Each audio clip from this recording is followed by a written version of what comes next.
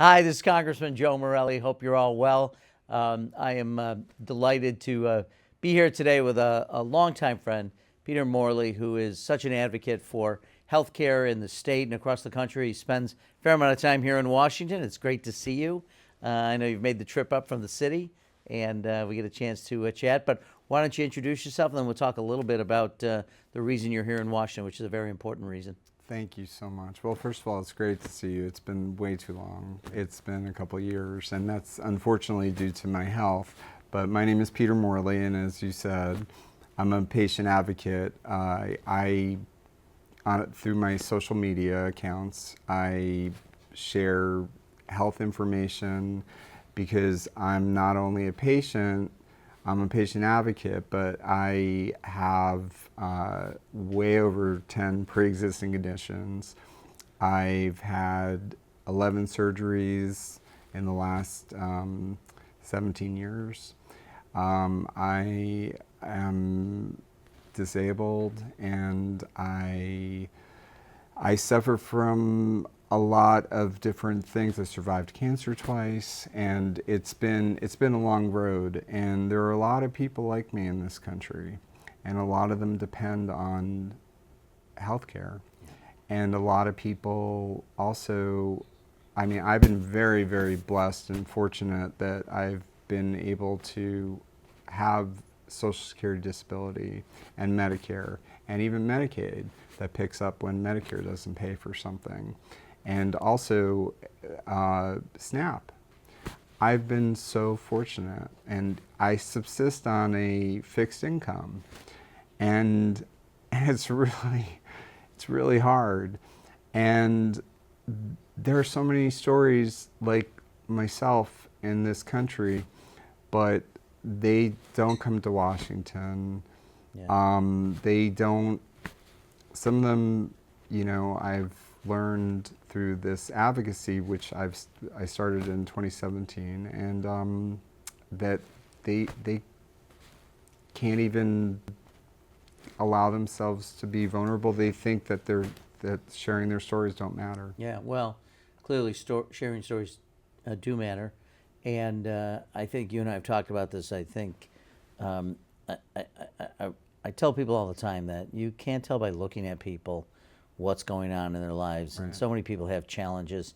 The old saying that if you don't have your health, you don't have anything. And it's so true that health is such, I mean, it's essential, it's foundational. So when you're not well and you have challenges in healthcare, it really does dramatically affect the quality of your life. And I so much appreciate you because you face challenges, but you're here, you're engaged. We've known each other now, I think, since you started your advocacy. You and Angelica, who I should introduce. I don't know if people can see Angelica on the screen, but she's an important part of your advocacy. And I remember I've shared my story, I know with you many times about losing my daughter Yes. now almost 8 years ago, and even going through her cancer diagnosis and ultimately her passing, how that affects literally everything in your life. So, but you're still able to do something so important to people, to advocate for them. Which brings us to sort of the reason you're here in Washington, which I'll let you tell it, but obviously it's about the work that's being done in Congress right now between the president and Congress that would really strip away health insurance, nutrition assistance for literally millions of Americans. Well, like I said, they're just there's a lot of misinformation out there that Medicaid wouldn't be affected by this, but it would. And I'm not a policy wonk, so I'm not the one to explain it, but I do understand that, as you mentioned, 16 million Americans, whether it's, would lose access to health care, and that means they would be uninsured. And I don't know what it means for me, to be quite honest with you, because the way that I access my medications, and I take 38 different medications, and I had tallied up how much I would have to pay out of pocket because Medicaid pays for my medications. And since I take so many different medications, and I suffer from lupus. And I mean, I can't even imagine even being able to fund this, but $175,000 a year annually. So, and I mean, I'm not an anomaly. There are just so many people Right. like myself. And, you know, it's hard to envision yourself, you know, knowing that if you weren't taking these medications that stabilize your health conditions, that if you didn't have those medications, you would die. Right. I mean, lupus, for people who don't know, is impacts your immune system. Yes. And I had an aunt who died from lupus, but I mean, 60 years ago, before, to your point, Yeah. medications that currently now people use, which have really turned it into more of a chronic illness rather than a terminal diagnosis. But that's because of the advances in medicine and because you can access health insurance.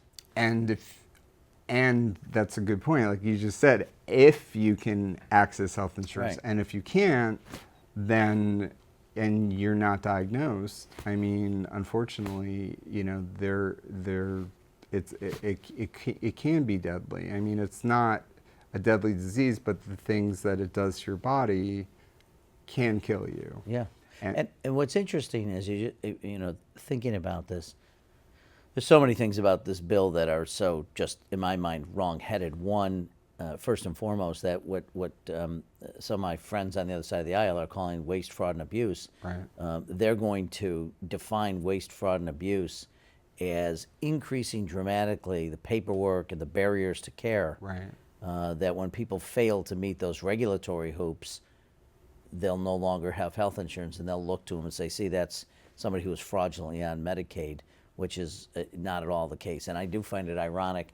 They're engaged in this real effort to reduce regulations for polluters and others like that, but they're going to increase regulations and paperwork for people on Medicaid or who have nutrition assistance through SNAP programs, et cetera. And you know, I have to recertify for Medicaid every year. Right.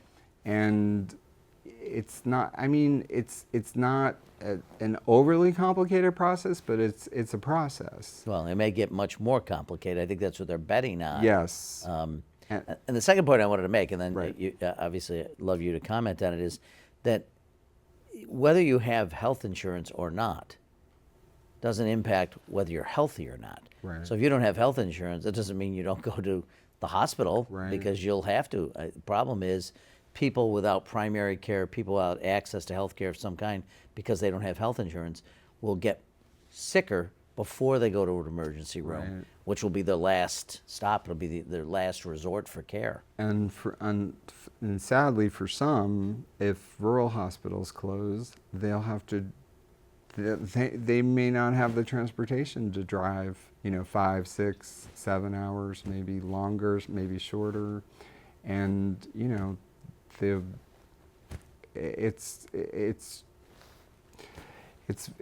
it could be quite devastating.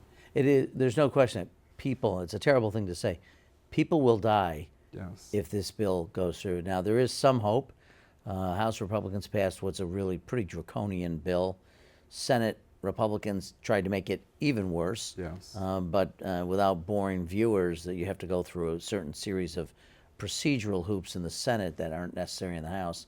And the parliamentarian in the Senate has stopped, at least right now, advised that many of the things that the Senate wanted to do, particularly as it relates to Medicaid, Right. they are not able to do under the rule. Now, the Senate Republicans could overrule their parliamentarian.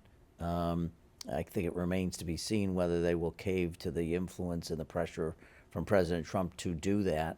But if not, I think they'll have to go back to the drawing board at least a little bit. So I guess I'm feeling a little bit more optimistic. But even if they dramatically reduce their efforts to go after Medicaid, it's still going to have an impact on millions of people. And it's not only going to affect Medicaid, it's going to affect people who buy their insurance on the exchange through the Affordable Care Act. Right. And it's possible, and maybe even likely, that it could also affect Medicare reimbursement to the tune of $500 billion. So this is going to affect Medicare, Medicaid, nutrition assistance, all to give millionaires and billionaires a very, very large tax break. And I just want to say, on behalf of people with chronic illness, we go through a lot to be here. We go through, like I said, I take 38 different medications every year. I mean, some of them can make me sick at times. And we just want to live. Yeah. We just want to live. We don't, we don't want to live to do paperwork. We want to live. We want to live and have some quality of life. Well, and you're far too modest. Not only do you want to live, but to continue to make great contributions to society on behalf of patients that you've never met, but that you continue to advocate for, and you're helping to change healthcare in America by your advocacy. So I'm really grateful. I know you have to catch a train too. I want to be mindful to get you back home, but well,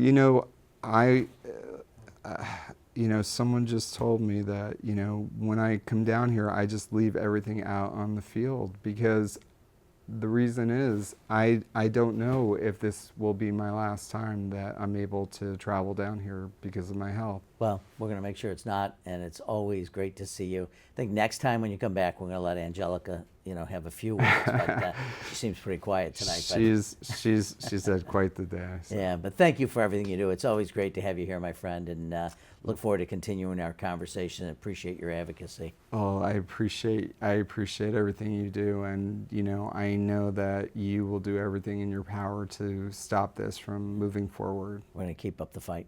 Hey, thanks everyone for joining us. My friend Peter Morley, and thank him for all that he does, and we'll see you soon.